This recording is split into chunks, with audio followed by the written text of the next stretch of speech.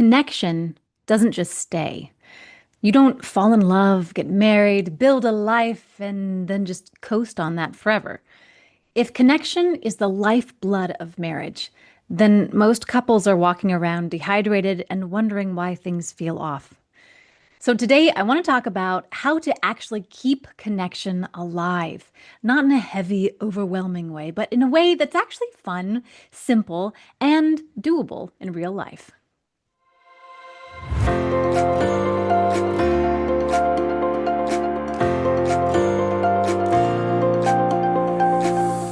Here's the truth that most people don't want to hear. Connection is intentional. It's not automatic. It's not self-sustaining as much as we wish it was. And it doesn't survive on, we used to feel close. Now, a relationship, it's alive, it's a living thing.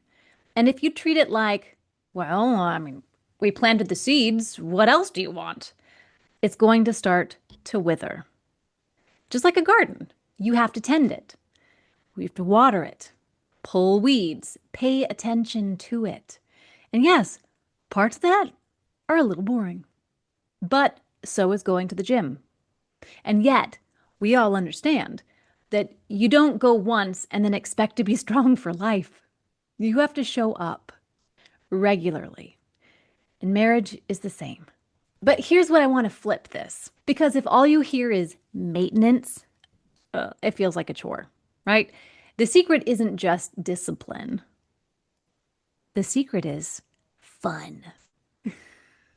If you are not enjoying life together, what are you even doing? You're missing the whole point.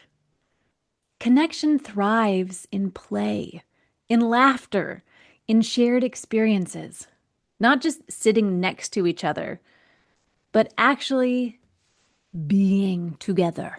And this doesn't have to be complicated. Some of the most connecting things my husband and I have done have been so simple. We went through a season where we did lap swim together once a week. We'd bring our youngest, we'd get in the water, move our bodies, and then we'd sit and talk after. It wasn't extravagant, but it was ours. Another season, we had Saturday morning coffee dates. Same simple coffee shop, cheap house coffee, nothing expensive. Our little guy playing in the toy area. And we would sit and talk for an hour, or sometimes two. And we looked forward to it. And that's the key. Even now, one of our favorite things is just going for a walk after dinner. Just 20 minutes, nothing fancy. But it gives us space to hear each other again. And I want to say this, though, because this is where most of us default. Watching TV together is not real connection. It's easy. You're tired. I get it. It can be part of your relationship, but if that's your main form of together time, you're not actually investing in each other. You need something that requires presence. So another thing that has really shifted things for me is understanding rhythms.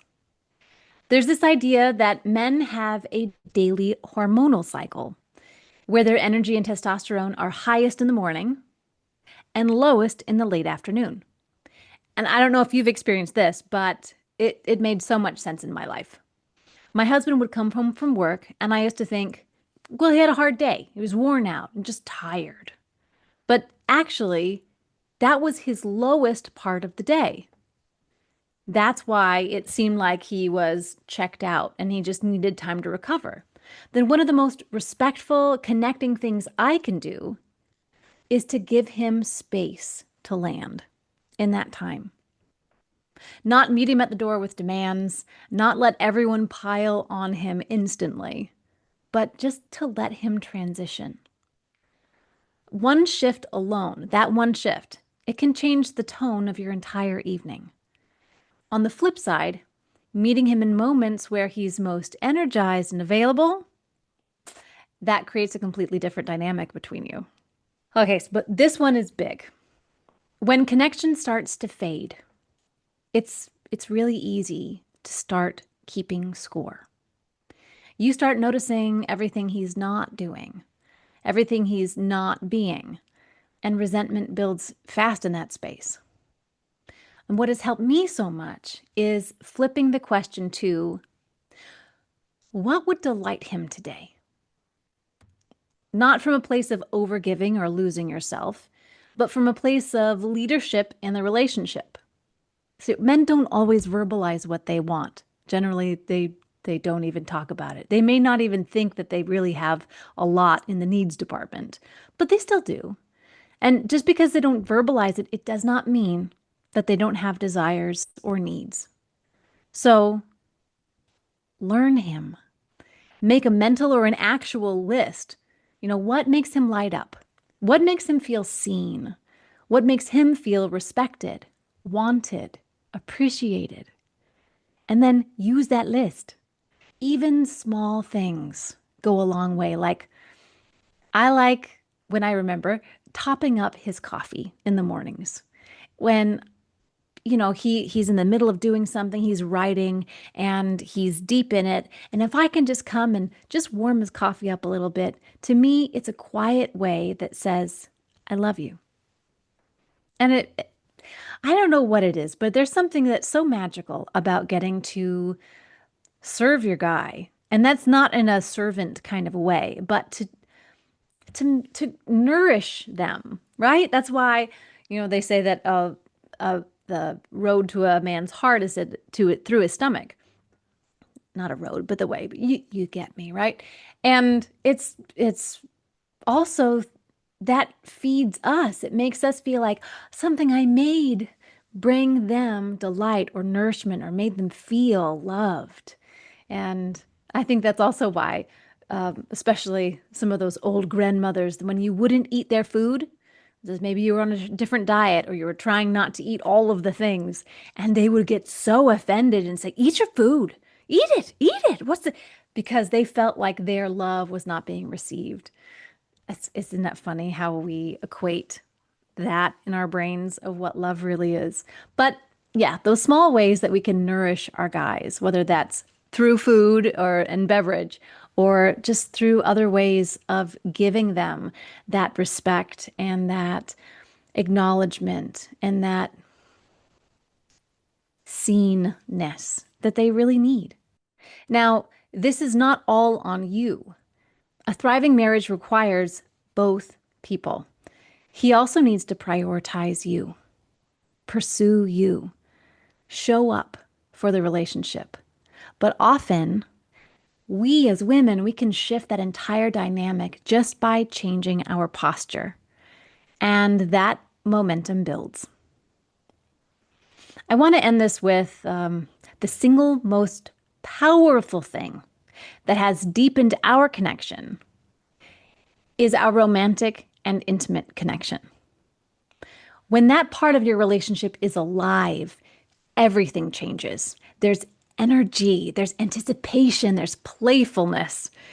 You think about each other throughout the day and you feel each other even in the passing moments. And it creates something you cannot get anywhere else. For us, that looked like intentionally setting aside time every single week, protected, unrushed, just for each other. And it has completely transformed our marriage. We are more connected now than when we were dating. And that is actually something that I'm going to talk about in next week's episode, because what we learned through doing some work on intimacy was not just technique, though that actually helps, but it was about untapped depths of feeling and connection. And it is a powerhouse. Our sexual connection with each other is this untapped powerhouse that most of us are totally in the dark about. And I have a friend that I will be bringing on, if not next week, then soon, to talk about how it also transformed her marriage and for us, our marriage. And it was just mind blowing. And every woman needs to know about this. So I hope you stay tuned in for the next coming episodes so that you can learn too how to have this cosmic connection with your man. It's amazing. So if your relationship is feeling a little flat, a little disconnected, don't panic. Don't assume something is broken. It just might need your attention again, your presence, your playfulness, your intention. Because connection isn't something you find, it's something you build. If something in today's episode resonated with you and you're feeling a call to go deeper, I'd love to stay connected. I'm beginning to offer whole woman mentorship. This is a one-on-one, intuitive support for women who are ready to realign with themselves, their marriages, and their motherhood. I'm also experimenting with a monthly Whole Woman Circle. It's a live, online, guided women's experience rooted in responsibility, presence, and coming home to yourself. You can learn more, join the community, and explore what's unfolding at wholewomanawakening.com. Until next time, may you feel supported coming home to yourself.